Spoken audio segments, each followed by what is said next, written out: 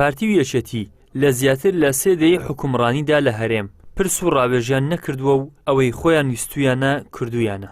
ئێستاش کە بە پێی هەڕەشەکانی وتەبێژی حکوومەت دەردەکەوێت پارتی بەنیازە قەیرانێکی نوێ بۆ کوردستان بێنێتە پێش دەیەوێت لایەنەکان هاوبەشی پێ بکات. قسەی هەموو کۆبوونەوەکەش ئەوە بووە و بڕیاری هەموو کۆبوونەوەکەش ئەوە بووە کە لەوانەیە بڕیارێک بدرێت کە خزمەت بە عێراق و بە هەرێمی کوردستانیش نەکات.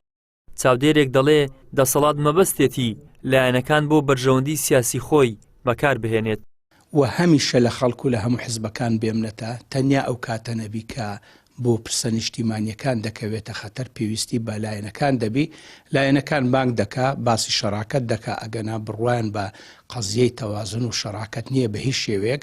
ئێستاش دەسەڵاتی هەرێم دەیانەوێ فشارێک لە بەغدا بکەن بە ناوی ئەوەی کە هەڵوێز دەنوێنن سەحب دەکەنەوە ئەوەش زیاتر وەکو پێفرۆشتنەوەی قەزیەکی نیشتیمانی و نەتەوەییە بۆەوەی خەڵک واڵی حاڵی بکەن کە لە سەرموچە ئەوانە سەحب دەکەنەوە ئەگەر نابێگومان بەڕای من ناتوانن سەحب بکەنەوە ئەگەر سەحب بکەنەوە بە تاکید کێشەیەکی زۆریان لۆ دروستەبی وەزەرە روزیانیش دەکەن و تا ئێستاش تەنافوس و پێش بڕچێ لەسەر بەدەستهێنانی پۆستەکان لە بەغدا دەکەن.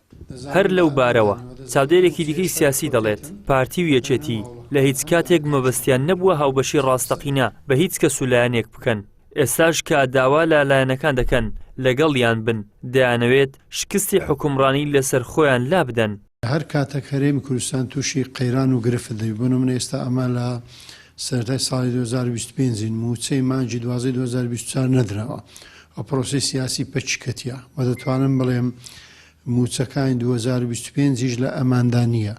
بۆیە ئەو شکستەیە بڵێن کوردیەک دەنجیە و هەموو لایەنەکان هاتوونەوە وتیانە خەتای بەغدایە بەغدا تاوانبارە بۆیە بانگەشە لە کۆبوونەوەی وا دەکەن ئەجینە لە ئەسڵدا لە تێڕوانینی سیاسی پارتی و هەم یەکێتیش بڕوایان بە شەریکی شەراکەت لە نێوان خۆشیاندانێت سزاوی بێن لایانی تکەی سیاسی بین مشارەکەی پێ بکەن.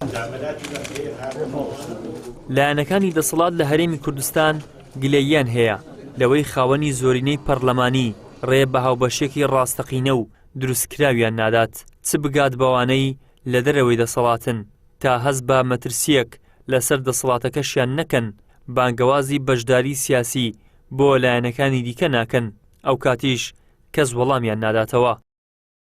ئیدریس محەممەد کەناڵی ئاسمانی پەیام هەولێر.